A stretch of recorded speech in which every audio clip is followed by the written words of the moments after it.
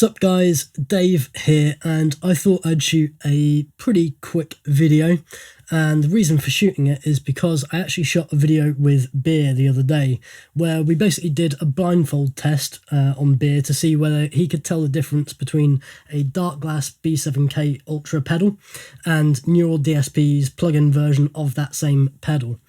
Now, I spoke to the guys at Neural and Darkglass and told them that we'd shot this video and that it'd be up soon. And if you haven't checked that out, then I'll put the link in the description box below so that you can check that out. But the reply that I got from them was, "Oh man, we're literally about to release a new update."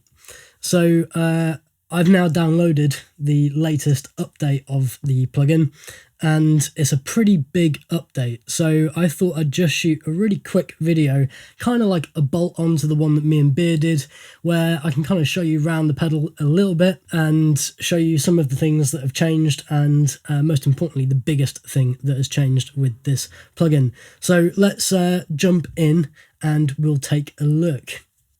So as you can see here, this is the original plugin, which has the B7K Ultra, and it also has the Vintage Ultra there as well. And it's pretty cool. We can do all of the things that we could do with the actual pedal in terms of settings and drive, and we can also do a cool thing where we can have the EQ latching or non-latching, which basically means we can apply it to just the distortion or to the clean. So you can use this kind of like the proper pedal by having the EQ section and not the drive, which would basically be something like this. So if we turn the distortion off, then the EQ is still being applied to our clean sound, whereas if we toggle that, then it's actually going to deactivate the EQ section. We've got our two versions, and this is pretty much the extent of the plugin here. If you're familiar with the pedal, then you know what's going on. Now, with the actual pedals, they did an update whereby there was an XLR out that has a cab sim on it. And this allows us to use different impulse responses of different cabinets so that you can actually have it sound like it's going through an amplifier. And that feature was kind of missing from the plugin. So this is where the game changer is. This is what the new plugin looks like. I think it looks much more sort of high res. It's a bit easier on the eye, and we've got a few other extra functions here. So to start off with, we can do all of our presets, and we've got oversampling control, input, output, everything that we're familiar with the actual pedal. And then we've got the changeable between whether we're going the Vintage Ultra or the B7K. We've still got our EQ link. But up here on the top right, this is where we're going to get effectively our cab sim. So we click here, and now we've actually got some Darkglass cabinets to play with. And we can run this pedal in stereo or mono, and we've got the ability to change the position of microphones. We can change what microphones there are and really play around with things. So I'm going to pick up a bass and stop talking and show you guys what this pedal sounds like. I've got my signature Chapman, which I'm super happy with. And it's passive. It's got some Bartolini jazz pickups in it, and it sounds great. So yeah, let's listen to the clean bass quickly.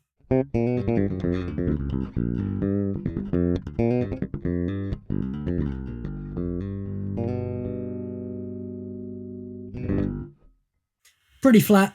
My bass is just running into this Universal Audio Apollo Twin, and please excuse the horrible sound that I'm hoping isn't coming through the mic too much.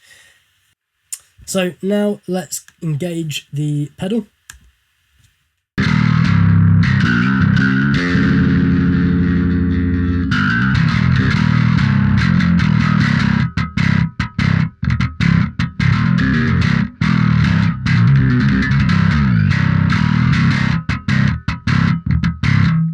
I just get carried away. It's a too usable tone. Right, so let's actually just take off the current cab sim that we've got running and just see how much that's actually adding to our sound, because this plugin was really good without the cab sim. So I'll be interested to see what difference that makes.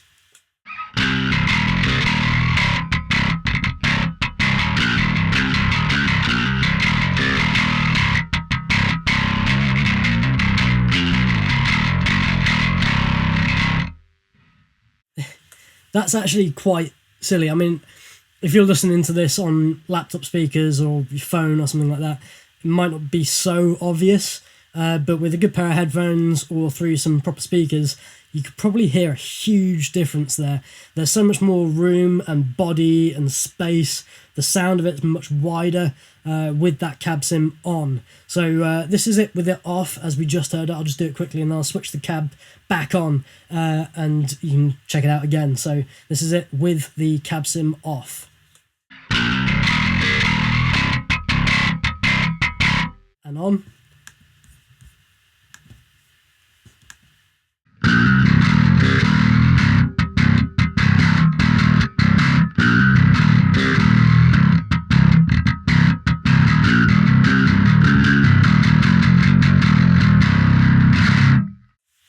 So quite a huge difference. Obviously there is a bit of a volume difference as well, so some of that's going to be a little bit psychosomatic, but I really do think that tonally we're just getting a lot more space and depth and body. Bass just sounds much bigger, much more natural, much more like you're playing through an actual amp and through an actual cab.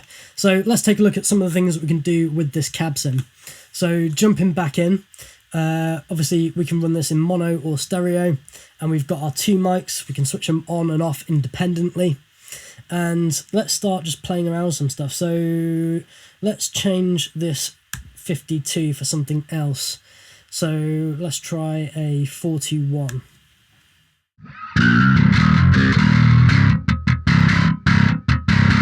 What I'll do is I'll switch off the ribbon first.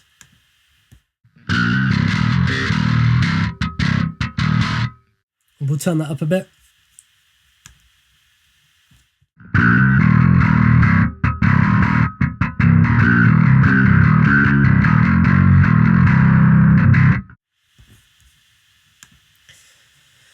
(906).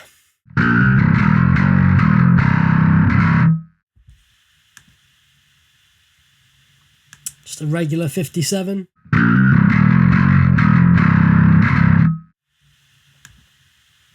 See, what I might do here is let's just adjust this tweeter level slightly. Sounds a bit more like it would through the cab. So let's try a different one again. 184.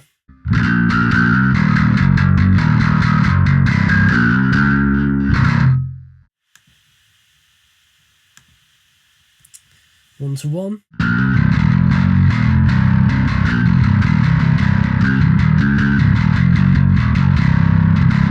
That one sounds pretty beefy.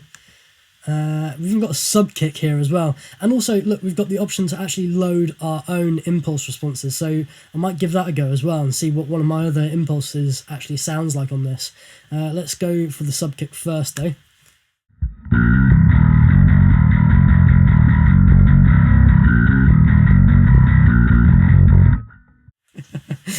Okay, well that was over this. Obviously you would not have that much level, and really that'd be better blended with another mic. So let's pull it down a little bit and actually do that. So we'll pull this down.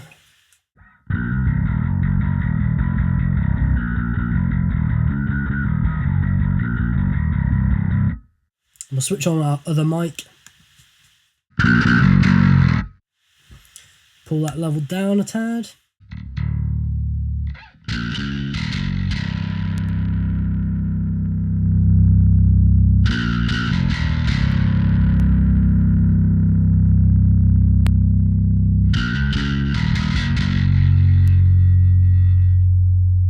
Check the phase.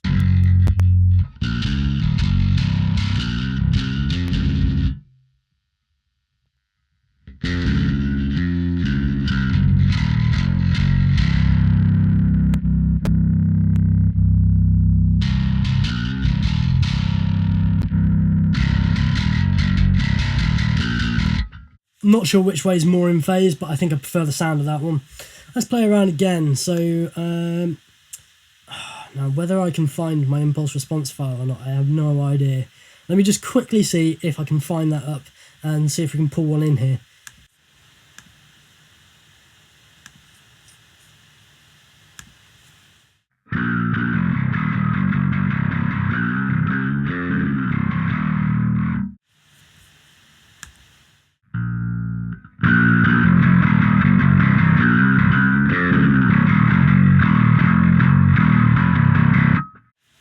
So that's a Beta 52 that I did at Brighton Electric.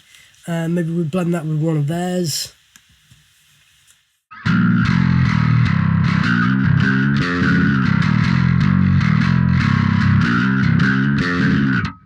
And we can, of course, change the mic position as well. You can actually grab it and pull it around and move it. Or you can sort of do it with the knobs on the side there as well. So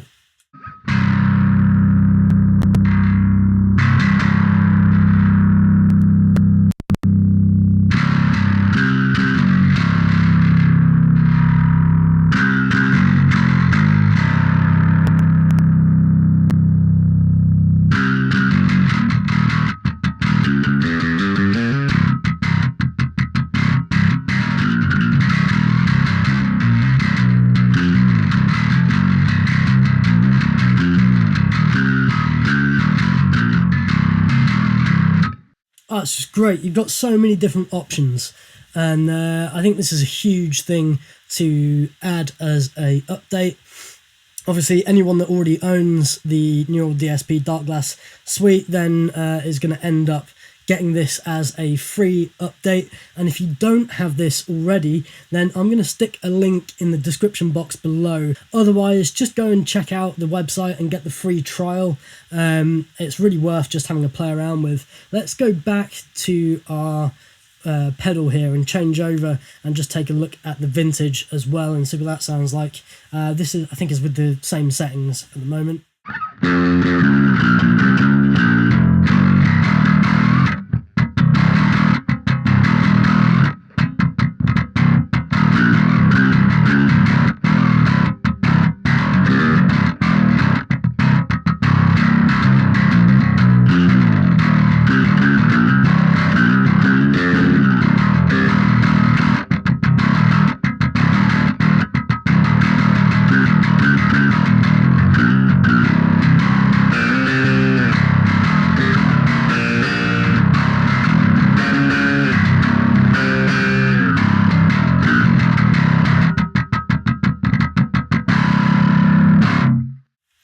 Oh, such a filthy plugin. I have so much fun with the Darkglass stuff. The vintage for me, it always has a bit more of that mid-range. For some people it might be a bit chewy. It kind of reacts differently depending on what bass you're using and that kind of thing. But I just think it sounds great. Both those pedals sound really good.